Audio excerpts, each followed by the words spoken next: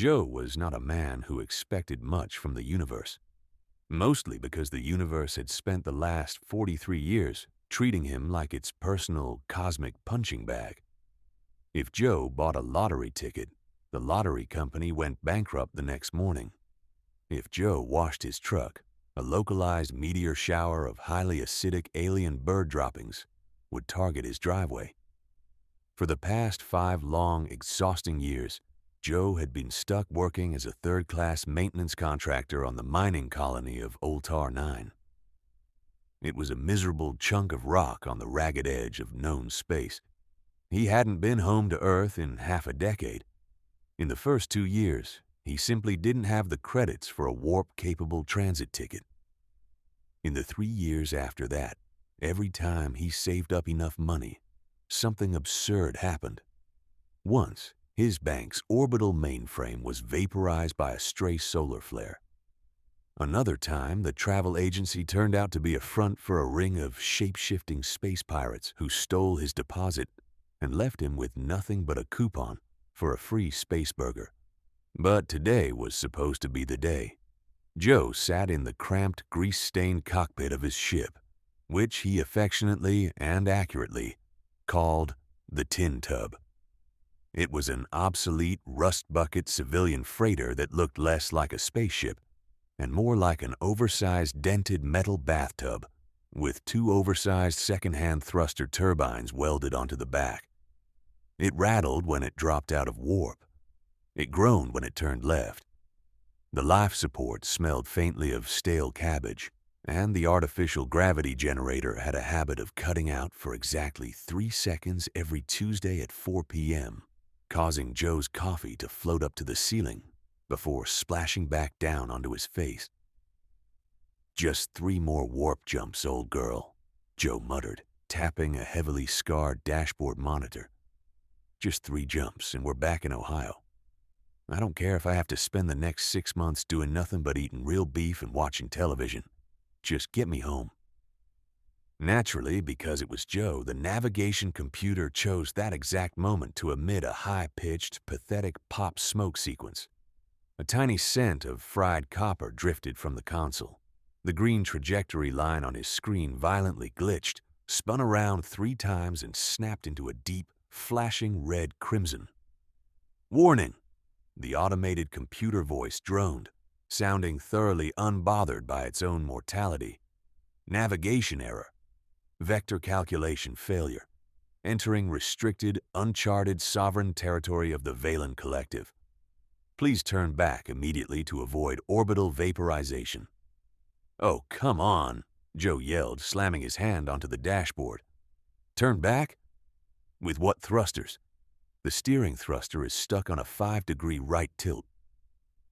Before he could even attempt to manually override the fried navigational matrix, the Tin Tub shuddered violently. The rattling sound of his ship became a deafening roar as a massive, overwhelming gravitational field locked onto his hull. Outside his scratched viewport window, the black void of space was suddenly blocked out by something monstrous. It was a Vaelen Vanguard cruiser, a sleek, terrifying, predatory leviathan of obsidian metal and pulsing purple energy shields. It was easily 2 miles long, covered in rows of automated plasma lances that could turn a small moon into slag. Compared to this majestic, terrifying warship, Joe's Tin Tub looked like a floating piece of space debris. Within minutes, Joe was caught in a tractor beam, dragged through a glowing magnetic atmospheric barrier, and slammed down onto the polished metal deck of a high-tech hangar bay. 10 seconds later, the airlock door of the Tin Tub was violently forced open with a hiss of pressurized gas. A squad of 7-foot-tall Vaelen shock troops marched in.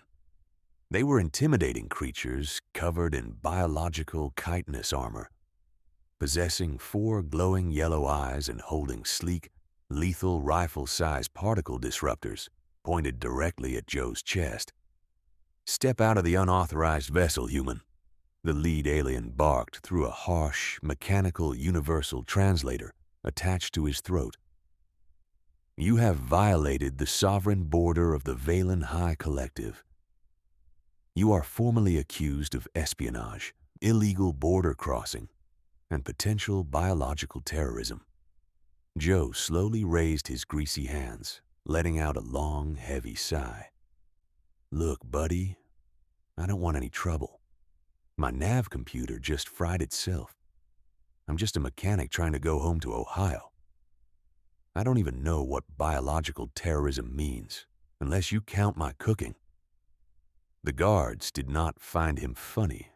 They marched Joe out of the hangar, down miles of glowing, sterile corridors filled with pulsing fiber optic cables and hovering holographic monitors.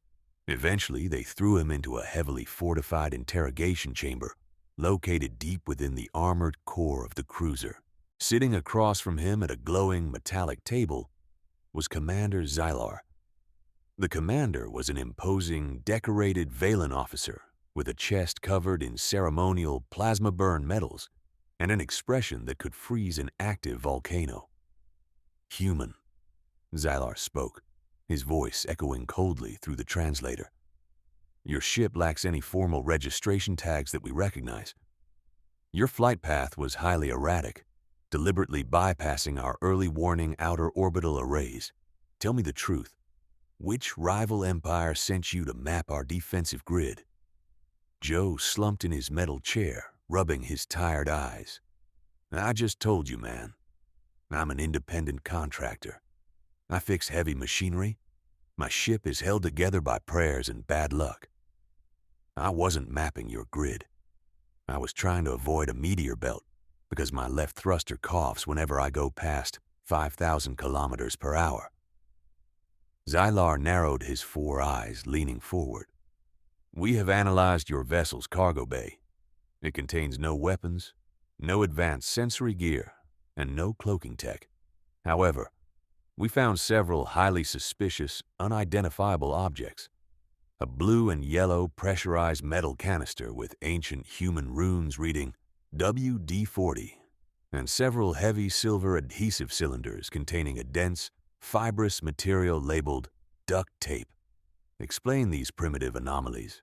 Are they chemical weapons? Improvised explosives? Joe stared at the warlord, completely dumbfounded. Are you talking about my toolkit?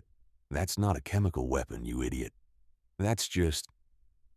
Before Joe could finish his sentence, the entire 2-mile-long cruiser shook with a catastrophic, bone-rattling impact. The brilliant purple ambient lights in the interrogation room instantly snapped into a flashing, aggressive emergency crimson. A loud, rhythmic klaxon horn began to wail through the ceiling vents. The gravity grid fluctuated wildly, making Joe feel momentarily weightless before slamming him back down into his seat. Xylar bolted upright, his hand instinctively flying to the plasma sidearm strapped to his hip. He tapped a communication device embedded in his collar. Bridge, report. What was that impact? Did the engine core destabilize? A panicked voice screamed through the comms channel, accompanied by the chaotic sounds of explosions and shouting in the background. Commander, we are under ambush. A rogue fleet of Krell Marauders dropped out of hyperspace right on top of us. They fired a localized electromagnetic pulse torpedo, followed by a volley of heavy antimatter missiles. Our forward shields are completely down, and the primary engineering deck is suffering multiple catastrophic structural breaches. Joe sat back in his chair, a look of grim, dark acceptance washing over his face. He looked up at the flashing red lights, then looked back at the terrified alien commander. Of course, Joe muttered to himself, shaking his head. Of course we're being attacked by space marauders. I haven't been home in 5 years. I'm 3 jumps away from a real stake, and now the universe decides to blow up the ship I'm currently imprisoned on. Naturally. This is exactly how my luck works. If I fell into a pile of rose petals, I'd somehow manage to break both my legs. Silence, prisoner, Xylar snapped, though his voice lacked its previous authority. He was visibly shaken. The Krell were notorious throughout the quadrant for being ruthless, scavenging butchers who left no survivors. Another massive explosion rocked the cruiser. This time, a section of the room's ceiling panel tore open, showering the floor with sparks and leaking a thick hiss of toxic-looking green fluid from a ruptured conduit pipe. "The atmospheric scrubbers and primary hydraulic lines are failing," the voice over the comms yelled. "The main door to the bridge is jammed shut due to structural warping. We cannot access the auxiliary control systems. The automated fire suppression systems are dead. We are sitting ducks." Joe looked at the leaking green fluid, then at the jammed, glowing security door of the interrogation room, which was now vibrating violently from the pressure of failing hydraulics. He realized very quickly that if these high-tech aliens died, he died with them. And Joe was absolutely, unequivocally refused to die in a Vaelen prison cell before he got to see Ohio again. "Hey, reptile face!" Joe shouted, slamming his fists on the table to get Xylar's attention. "Your fancy high-tech automated junk is useless when it gets blasted. You guys have all these glowing holographic screens, but you don't know how to handle a real structural crisis. Let me out of these cuffs. I can fix this stuff, or at least keep it from exploding long enough for your boys to shoot back." Xylar hesitated, his 4 eyes darting between the flashing red alarms and the dirty, grease-covered human. You are a primitive bipedal organism from a Tier 3 economic zone. Our engineering systems are based on triphase quantum mechanics. A pipe is a pipe, whether it carries quantum juice or toilet water." Joe roared as another blast shook the room, throwing Xylar off balance. "Uncuff me. Get me my toolkit from the tin tub, or we're all going to become stardust in the next 2 minutes." Desperate times called for desperate measures. Xylar pulled out a small electronic key, pressed it against Joe's energy cuffs, and the glowing blue restraints dissolved. "If you attempt to sabotage this vessel, human, I will personally vaporize your nervous system." Yeah. Save the tough guy speech for the Marauders," Joe muttered, stretching his wrists. "Just get a guard to fetch my blue canister and my silver tape. Move it." 2 minutes later, Joe was sprinting through the chaotic, smoke-filled corridors of the Vaelen cruiser, flanked by Xylar and 2 heavily armed guards who looked completely out of their depth. The elegant, pristine alien ship was falling apart at the seams. High-pressure plasma conduits were snapping, sparks were raining down like a deadly fireworks show, and automated systems were screaming conflicting error messages in 3 different alien languages. They arrived at the main blast doors leading to the primary engineering core. The massive, 3-foot-thick doors of solid titanium alloy were stuck halfway open, vibrating violently.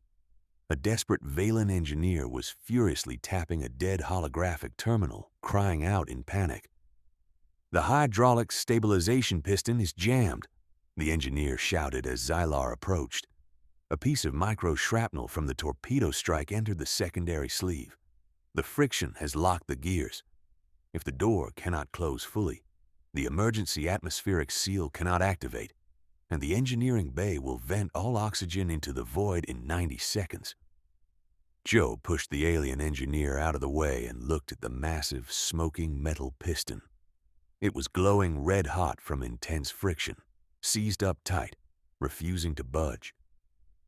Joe unzipped his canvas toolkit, which a guard had hastily thrown at him. He reached inside and pulled out the familiar, dented blue and yellow can of WD-40. He shook it thoroughly, the little mixing ball inside rattling with a comforting, familiar terrestrial sound. He looked at the seized piston. He asked himself the ultimate foundational question of human engineering. Does it move? No. Should it move? Yes. "All right, you oversized space crickets, stand back," Joe yelled. He stepped right into the shower of sparks, aimed the red plastic straw of the WD-40 can directly into the smoking, jammed hydraulic sleeve, and held down the nozzle. Psst. T. A massive cloud of chemical mist sprayed into the alien mechanism. The Vaelen engineers gasped, covering their faces, assuming the primitive human had just unleashed a volatile biotoxin or a corrosive acid. For 3 seconds, nothing happened. Then, the intense, agonizing screech of metal-on-metal friction began to soften.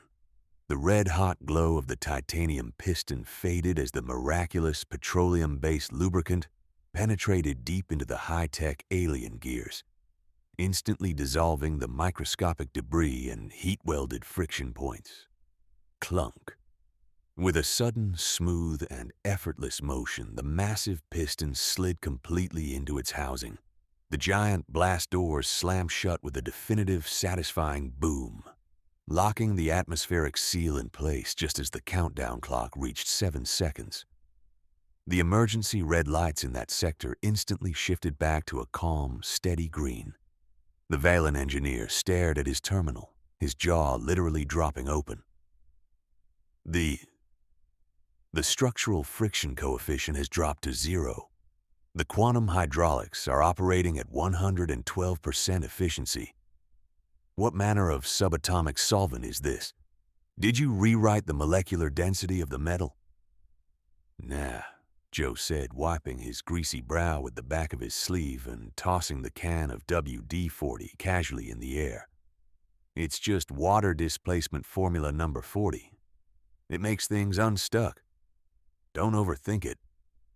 Before they could celebrate, a muffled explosion boomed from the other side of the wall. The main plasma conduit line, a translucent glowing tube running along the length of the hallway that carried volatile, high-energy plasma fuel to the ship's primary weapon arrays, had cracked open. A brilliant, blinding jet of pure white-hot energy was spewing out, melting the deck plates and cutting off the power supply to the forward weapon turrets. Direct hit on the secondary fuel line, Xylar yelled over the alarms. The plasma pressure is dropping. The main battery cannons cannot charge. If we cannot fire our retaliatory salvo within the next minute, the Krell Marauder flagship will tear our hull to pieces. The alien engineers were already backing away in absolute terror. The plasma core is unstable. We need a localized magnetic containment field generator to patch a Class 5 energy tear. But the laboratory is on Deck 12, which is currently decompressed. Joe walked over to the screaming, blinding tier of plasma energy. The sheer heat was singing the hairs on his arms. He looked at the ruptured pipe. He asked himself the second foundational question of human engineering. Does it move? Yes. Should it move? No. "Hey, Commander," Joe yelled over the roar of the plasma leak. "This glowing plasma gas stuff. If I seal the physical pipe, will the energy stay inside?" "Theoretically, yes," Xylar shouted back, shielding his eyes from the glare. "But no known material can withstand the thermal output of raw plasma without an active magnetic field. A physical patch will vaporize instantly." "You guys clearly never went to a hardware store on a Saturday morning," Joe muttered. He reached into his toolkit and pulled out a heavy, thick roll of classic, industrial-grade silver duct tape. He snapped the end off with a sharp tug, creating a wide, sticky gray patch. Without a single shred of fear, Joe stepped forward, timed his movement between the pulses of leaking energy, and slammed the thick silver tape directly over the glowing rupture in the high-tech alien conduit. Smack. He wrapped it once. He wrapped it twice. He wrapped it 7 more times, layered it tightly, smoothing it down with his calloused, grease-covered thumbs until the silver patch completely encased the fractured alien pipeline. The Vaelen engineers squeezed their eyes shut, waiting for the human to be obliterated in a horrific explosion of plasma fire. Instead, the blinding white light died down. The roaring hiss stopped completely. The silver tape bulged slightly under the immense pressure of the alien energy fuel, its dense mesh matrix and legendary adhesive holding the volatile plasma perfectly in place. On the nearby wall monitors, the weapon energy gauge suddenly surged from a dead 10% straight up to a fully charged 100%. By the ancestors, the engineer whispered, staring at the silver tape as if it were a holy relic. The energy. It is contained. The primitive fabric is suppressing a multi-gigawatt thermal discharge. The structural integrity of the conduit is completely stabilized. How is this possible? Is this woven out of collapsed star matter? Is it a nanite mesh shield? It's silver duct tape, pal, Joe said, tearing off another small piece to fix a loose wire on the console just for good measure. It's got a cloth backup and some really aggressive glue. It's not a permanent fix, mind you. It'll probably start smoking in a few hours if you push it too hard. But it'll keep you alive long enough to shoot those bastards outside. Xylar didn't need to be told twice. He tapped his comms link, his voice roaring with newfound ferocity. Bridge, the weapons are online. Fire all forward plasma lances, obliterate the Krell Marauders. Deep within the bowels of the cruiser, the fully charged weapons unleashed hell. Through a nearby structural viewing portal, Joe watched as 3 massive beams of concentrated purple plasma erupted from the Vaelen cruiser, cutting through the Krell Marauder flagship like a hot knife through butter. The enemy ship erupted into a silent, brilliant fireball of expanding debris. The remaining Marauder scout ships immediately panicked, engaged their warp drives, and fled into the dark void of space. The alarms fell silent. The emergency red lights turned off completely, replaced by the soft, warm, normal ambient illumination of a victorious warship. Joe slumped against the corridor wall, letting out a massive breath he didn't realize he was holding. He looked at his hands, which were covered in a mixture of earth grease, Vaelen hydraulic fluid, and silver tape residue. Great, Joe muttered. We lived. Now, can someone please point me back toward the hangar? I still have 3 warp jumps to make, and I'm pretty sure my cabbage-smelling life support is going to cut out if I don't leave soon. He turned around, expecting to be marched back to his cell or escorted to his ship.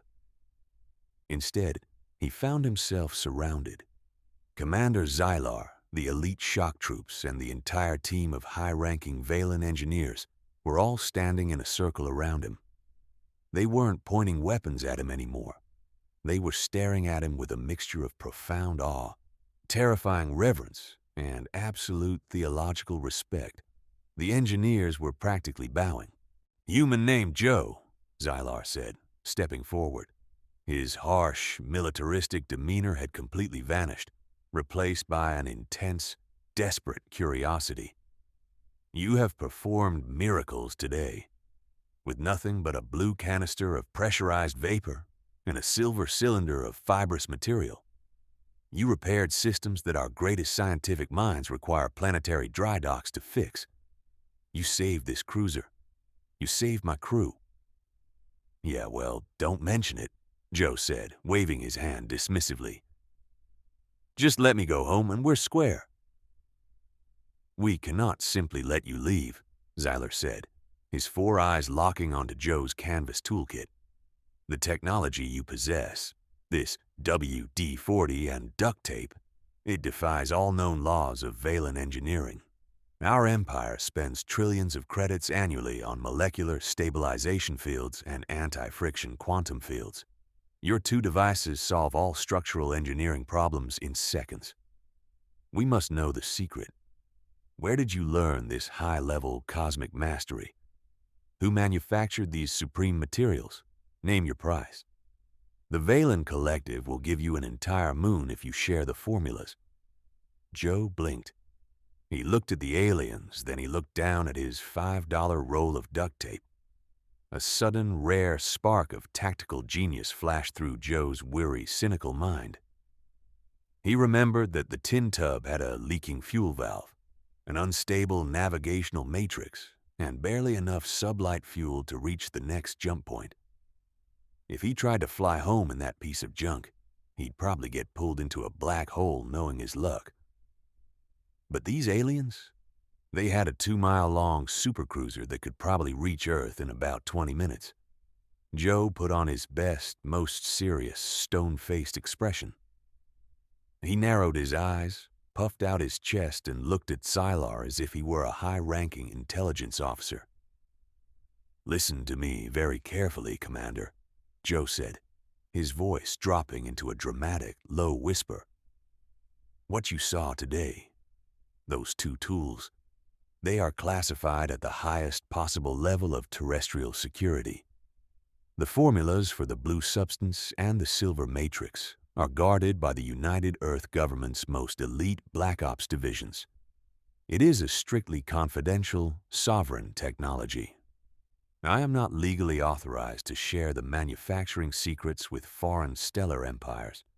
Only the Earth Ministry of Commerce can negotiate the trade rights for such volatile, reality-bending materials." The Vaelen engineers gasped, muttering among themselves in hushed, intimidated tones. A sovereign super technology, guarded by Black Ops. I knew it was woven from dark matter. Sylar looked deeply impressed, his mandibles clicking in respect. An empire that possesses such universal stabilization technology must be formidable indeed. "We apologize for treating you as a mere peasant specialist, Joe." "Apology accepted," Joe said smoothly, crossing his arms. "Now, seeing as I just saved your multi-trillion credit ship with our top-secret Earth tech, the least you can do is give me a ride back to my home planet. Just load the tin tub into your hangar, set your coordinates for Earth, and drop me off in Ohio. It'll save me some fuel money, and I can tell my government that the Vaelen Collective are good guys who deserve a discount on the next shipment of silver tape." Joe smiled to himself. For once in his miserable, unlucky life, his plan was working perfectly. He was going to get a luxurious, high-speed free ride straight back to Earth on a military flagship. No warp jumps, no fried dashboards, no space pirates. "An excellent proposal," Sylar shouted, slapping his fist against his armored chest. "We shall depart immediately. Navigation officer, set our course at maximum warp velocity." "Awesome," Joe said, relaxing his shoulders. "Wake me up when we see the blue planet." "The homeworld shall be honored by your presence," Sylar beamed. Joe paused. His smile slowly faded. He looked at Sylar's face. "Wait, what do you mean the homeworld?" "The capital world of the Vaelen High Collective, of course," Sylar explained proudly as the ship suddenly groaned, engaging its massive hyperdrive engines. "Our supreme leader, the Grand Emperor of the 7 sectors, must immediately hear of your heroism. A grand imperial procession is being organized as we speak. There will be thousands of orbital banners, millions of citizens chanting your name, a 3-day parade through the crystal plazas of the capital, and a massive televised banquet where you will be placed at the center of the Grand Imperial throne room." Joe's stomach dropped through the floor. The familiar, crushing weight of his legendary bad luck returned with absolute, brutal vengeance. A parade?" Joe whispered, his face turning pale. "A banquet? Millions of people looking at me?" Joe hated attention. He hated crowds. He hated small talk. He was the kind of guy who would leave a grocery store if the cashier looked like they wanted to strike up a conversation about the weather. His literal worst nightmare was being the center of attention, and now he was being dragged across the galaxy to be paraded around like a prize-winning space poodle in front of an entire alien empire. "Yes," Sylar cheered, completely oblivious to Joe's internal existential crisis. "You shall be the greatest celebrity in the Empire, the human who conquered friction and tamed plasma with his bare hands.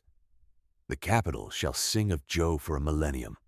Joe let out a long, slow, defeated groan, leaning his head against the cold metal bulkhead.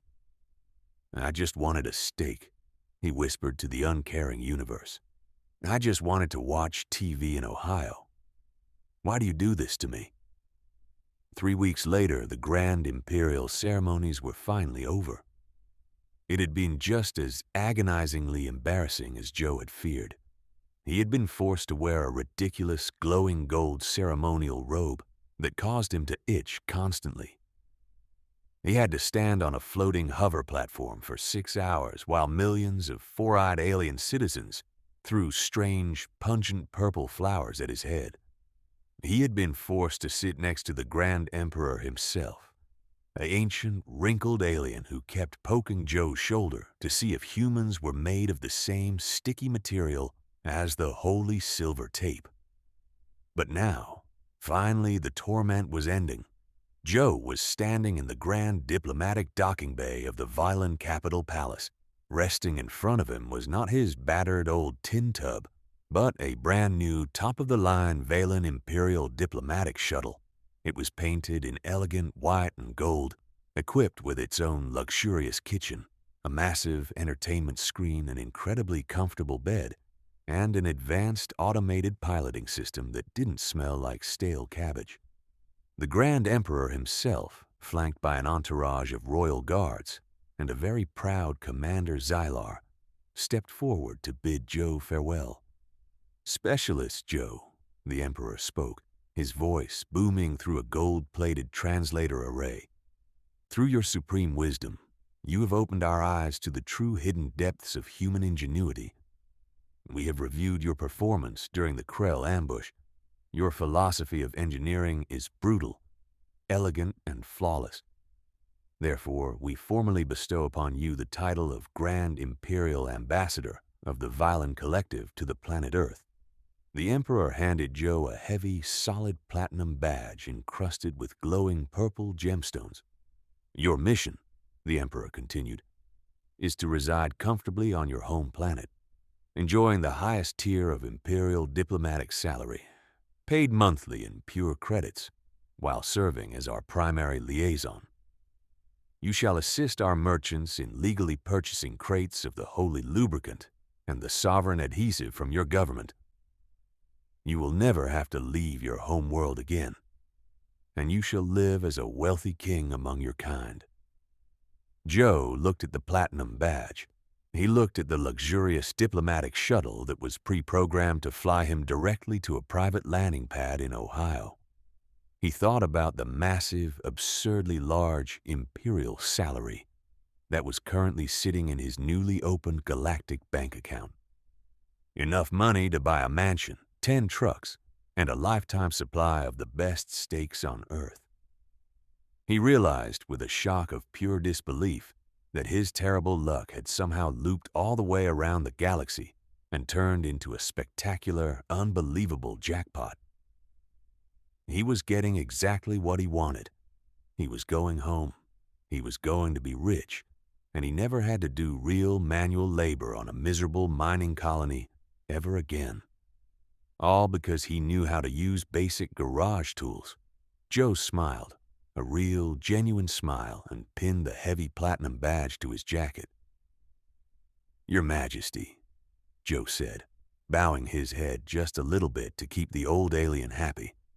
"It is an absolute honor. I accept the position. I'll make sure the Earth government sets up a steady supply line of our finest materials for you guys. We'll keep your fleet running smoothly." Commander Xylar stepped forward, his eyes shining with profound admiration. "Ambassador Joe, before you board your vessel and return to your grand isolation on Earth, please leave us with one final piece of your ancestral human wisdom. How do we truly know when to apply the holy subtleties of your engineering philosophy? What is the ultimate code of the Earth mechanic?" Joe paused at the entrance of his luxurious new golden shuttle. He turned back to look at the Emperor, the Commander, the elite shock troops, and the crowd of alien scientists who had gathered with digital pads, ready to record his every word for the Imperial archives. Joe took a deep breath, crossed his arms, and delivered the eternal, sacred protocol of mankind. "It's very simple, boys. Write this down Joe said, his voice echoing through the grand golden hangar bay. If it moves, but it shouldn't, use the duct tape. If it doesn't move, but it should, use the WD-40. Without waiting for their amazed gasps, Joe turned around, stepped into the diplomatic shuttle, and the doors hissed shut. The automated pilot engaged, smoothly lifting the ship into the sky, heading directly for home.